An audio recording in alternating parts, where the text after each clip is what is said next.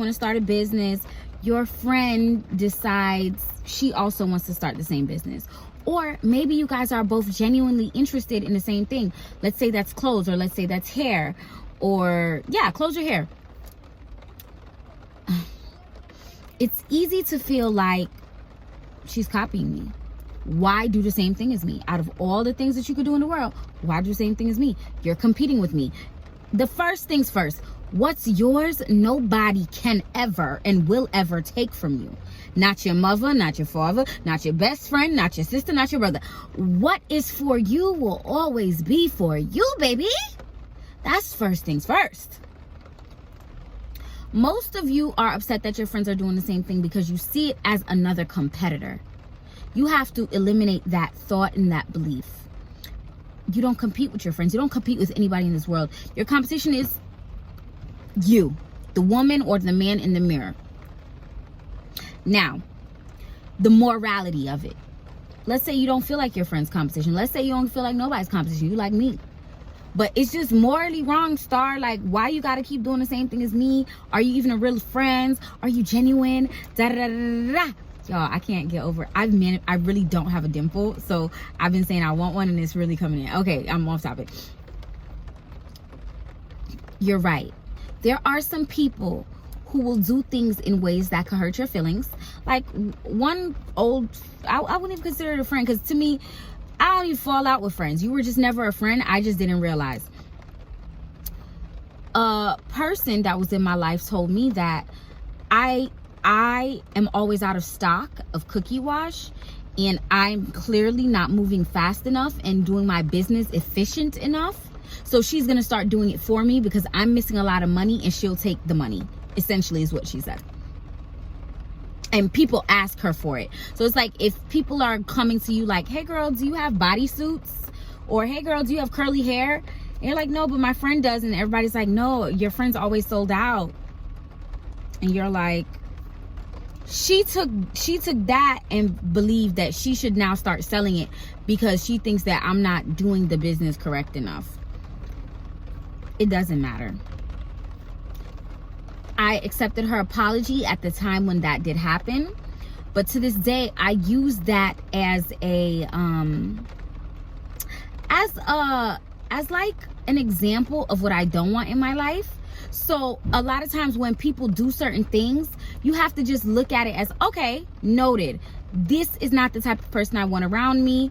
Moving on. The universe is going to bring me better people that are like me and not shiesty and don't try to purposely compete with me. I didn't beef with her about it. I didn't yell at her about it. I didn't ask, why would you do, you get what I'm saying? I told her it hurt my feelings, but that's just it.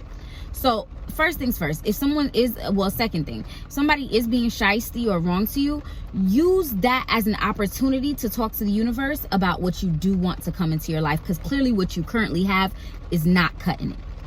Third thing, 9 times out of 10, you need to niche down.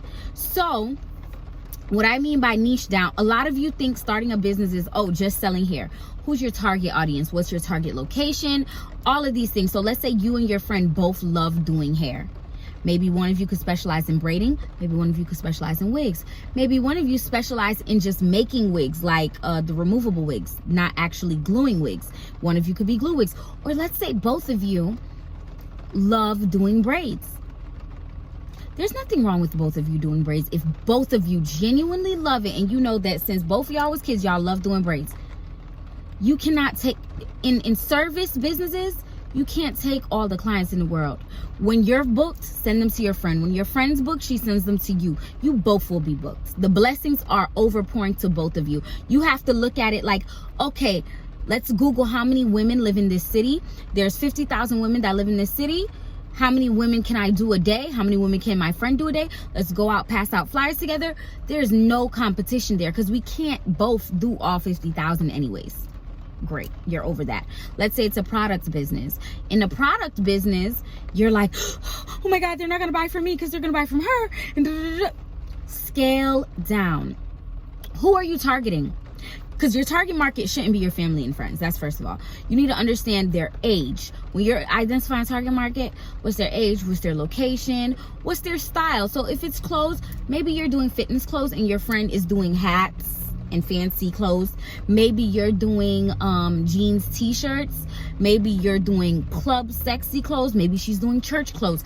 You have to get to the point of understanding there's so many vendors. Like 5-6 of my friends have boutiques, and I can support them all because they all sell different stuff.